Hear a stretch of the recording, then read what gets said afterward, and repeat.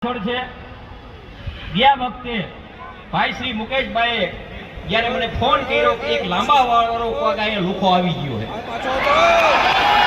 એટલે મેં સંશોધન કર્યું કે કોણ છે. એટલે એનું કામ સીડી ઉતારવાનું હતું.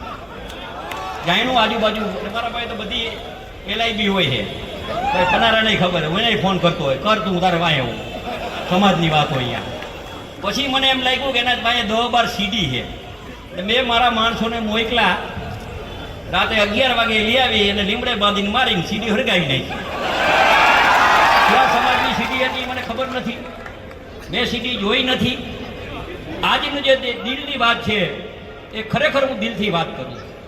સીડી ઉતાર્યા પછી સારા સમાજના માણસો હોય એ માણસો અમે લડાઈ કરી તો કાનાભાઈ કજિયારા, કોકનું પડાવી લઈએ તો કાનાભાઈ કજિયારા.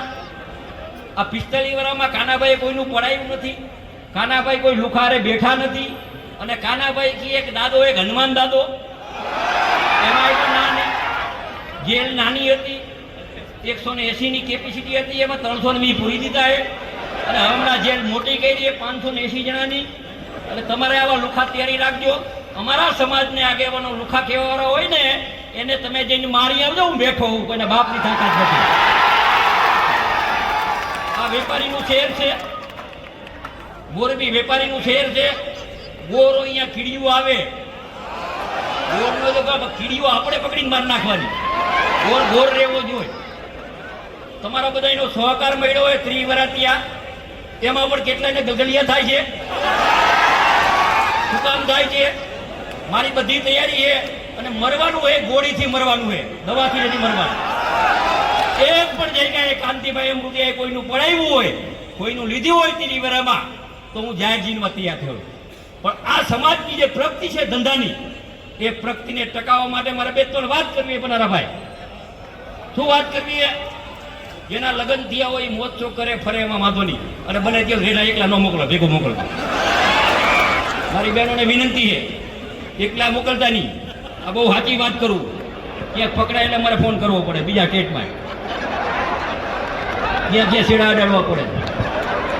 બીજું મારી એક નમ્ર વિનંતી છે કે આપણી દીકરી કે દીકરો ગ્રેજ્યુએટ હોય, ગ્રેજ્યુએટ હોય એટલે 10 વાગ્યા પછી ફોન એને નીચે નહીં લેવાનો, રૂમમાં ફોન નહીં આપવાનો.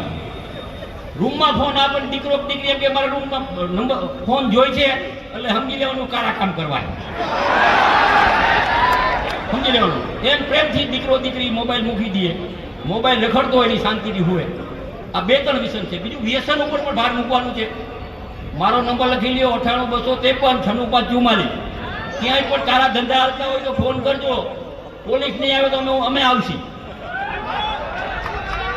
અમારી તૈયારી છે. અમે જાહેર જીવનમાં ભજન ગાવા નથી આવ્યા, લડવા આવ્યા. તમામ સમાજને હું આજથી આહવાન કહું કે તમામ સમાજને ચેતવાની જરૂર છે.